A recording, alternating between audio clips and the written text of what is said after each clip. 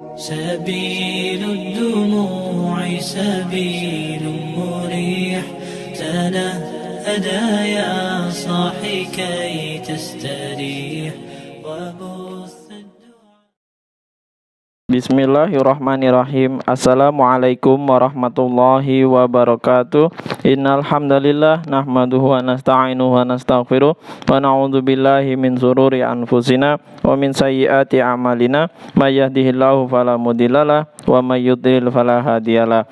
Asyhadu an la ilaha illallah wa asyhadu anna Muhammadan abduhu wa rasuluh. Allahumma shalli ala sayidina Muhammad wa ala alihi sayidina Muhammad. Pada kesempatan kali ini saya masih akan terus membacakan kitab Fadilah Amal di bagian kitab kisah-kisah sahabat di babnya yang ke-10, semangat kaum wanita dalam mengamalkan agama, di kisahnya yang nomor ke-10, kisah pembelaan Sayyidatina Zainab radhiyallahu anha terhadap Sayyidatina Aisyah radhiyallahu anha dalam peristiwa tuduhan palsu. Ummul Mukminin Sayyidatina Zainab binti Jahsy radhiyallahu anha masih memiliki pertalian keluarga dengan baginda Rasulullah Shallallahu Alaihi Wasallam, yaitu sebagai sepupunya. Sejak awal ia telah memeluk Islam. Mula-mula ia menikah dengan Sayyidina Zaid radhiyallahu anhu, seorang hamba sahaya yang telah dimerdekakan dan dianggap sebagai anak angkat oleh baginda Nabi Shallallahu Alaihi Wasallam, sehingga ia pernah disebut dengan nama Sayyidina Zaid bin Muhammad radhiyallahu anhu. Namun setelah beberapa lama, Sayyidina Zaid radhiyallahu anhu merasa tidak dapat melanjutkan kehidupan rumah tangganya dengan Sayyidatina Zainab radhiyallahu anha, sehingga ia menceraikan Sayyidatina Zainab radhiyallahu anha.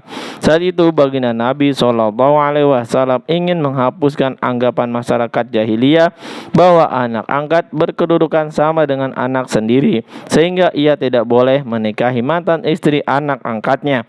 Untuk itu beliau mengirim lamaran kepada Sayyidatina Zainab radhiyallahu anha.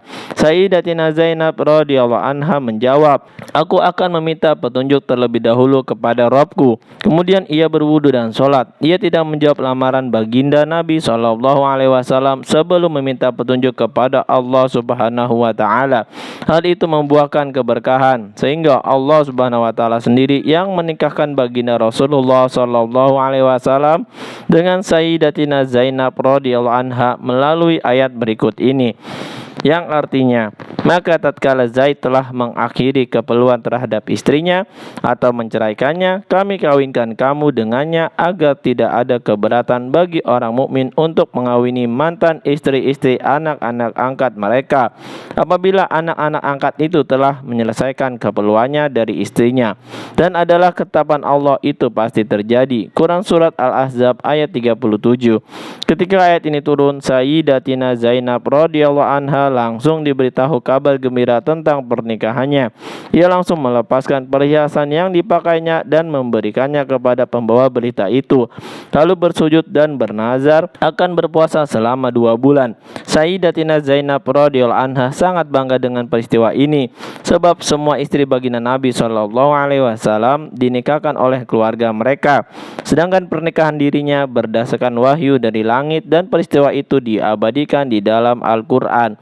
Inilah yang membuat persaingan antara Sayyidatina Aisyah radhiyallahu anha sebagai istri yang paling dicintai oleh baginda Nabi Shallallahu Alaihi Wasallam dengan Sayyidatina Zainab radhiyallahu anha yang pernikahan dirinya berdasarkan wahyu dari langit. Meskipun begitu, ketika Sayyidatina Zainab radhiyallahu anha ditanya pendapatnya oleh baginda Nabi Shallallahu Alaihi Wasallam mengenai fitnah kaum munafik terhadap Sayyidatina Aisyah radhiyallahu anha, ia menjawab, "Aku hanya mengetahui kebaikan pada diri Aisyah, dan ia orang yang sangat soleha." Padahal saat itu merupakan kesempatan untuk menjatuhkan martabat Sayyidatina Aisyah radhiyallahu anha di mata suaminya, karena ia saingan terberat di antara istri-istri baginda Nabi Shallallahu Alaihi Wasallam yang lain. Namun Sayyidatina Zainab radhiyallahu anha justru menjaga nama baik Sayyidatina Aisyah radhiyallahu anha, bahkan memujinya. Sayyidatina Zainab radhiyallahu anha adalah wanita yang sangat sangat soleha. Ia selalu sibuk berpuasa, sholat sunnah, dan memiliki usaha yang dikerjakannya dengan tangannya sendiri.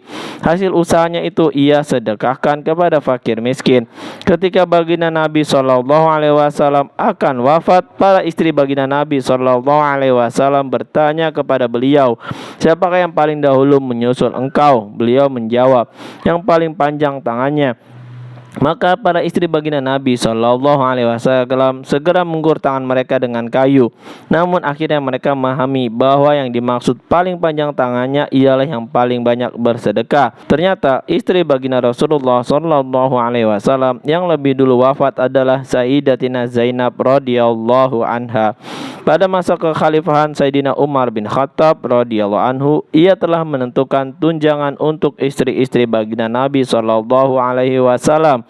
Ia mengirim 12.000 dirham untuk Sayyidatina Zainab radhiyallahu anha. Tetapi Sayyidatina Zainab radhiyallahu anha mengira bahwa uang itu untuk semua istri baginda Nabi SAW. Sehingga ia berkata kepada utusan yang membawa uang itu, untuk membagikannya sebaiknya diserahkan saja kepada istri-istri baginda Nabi SAW yang lain. Utusan itu berkata, "Uang ini bagianmu dan ini bagian untuk setahun." Subhanallah, ia berseru kaget sambil menutupkan kain ke wajahnya. Lalu sedikit pun ia tidak melihat uang tersebut. Ia menyuruh utusan itu, "Simpan saja uang itu di pojok kamar dan tutuplah uang itu dengan kain ini."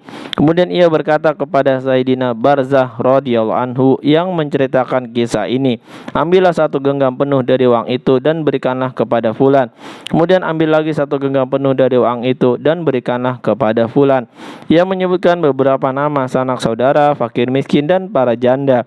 Masing-masing mendapat 1 genggam penuh. Ketika uang tinggal sedikit, Sayyidina Barzah radhiyallahu anhu baru mengungkapkan keinginannya.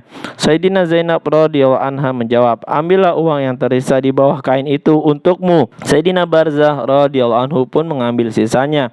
Setelah dihitung ternyata tersisa 84 dirham.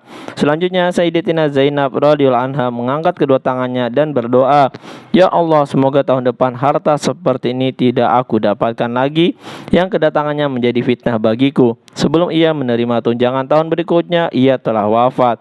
Ketika Sayyidina Umar radhiyallahu anhu mendengar bahwa uang yang dikirim olehnya telah habis disedekahkan oleh Sayyidatina Zainab radhiyallahu anha, maka Sayyidina Umar radhiyallahu anhu mengirim lagi 1.000 dirham kepada Sayyidatina Zainab radhiyallahu anha agar digunakan untuk keperluannya. Begitu uang itu diterima, saat itu juga disedekahkannya semua. Meskipun zaman itu adalah zaman kemakmuran kaum muslimin, Sayyidatina Zainab radhiyallahu anha wafat tanpa meninggalkan uang dan harta. Ia hanya meninggalkan rumah. Oleh karena ia banyak bersedekah, maka ia digelari ma'wal masakin, yaitu tempat perlindungan orang-orang miskin, dari kitab Tabaqat. Seorang wanita berkata, "Aku bersama Sayyidatina Zainab radhiyallahu anha sedang mewarnai selembar kain dengan lumpur merah." Dalam kitab Bazul Majhud Syarah Abu Daud dijelaskan dengan ungkapan lumpur merah.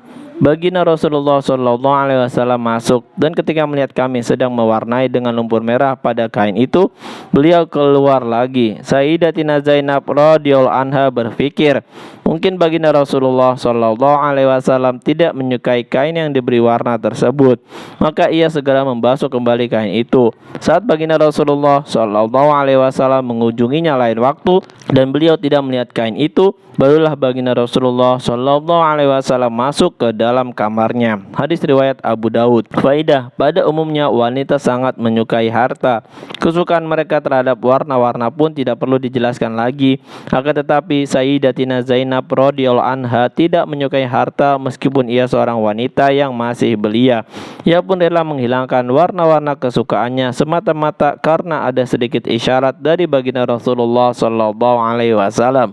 Alhamdulillah, baru saja kita memperdengarkan kisah pembelaan Sayyidatina Zainab radhiyallahu anha terhadap Sayyidatina Aisyah radhiyallahu anha dalam peristiwa tuduhan palsu, dan juga kisah-kisah lain tentang kemuliaan akhlak istri baginda Rasulullah SAW dan juga kegemaran istri beliau yang sangat gemar bersedekah. Mudah-mudahan kita bisa mengambil hikmah, amal, dan sampaikan kepada saudara-saudara kita yang lain.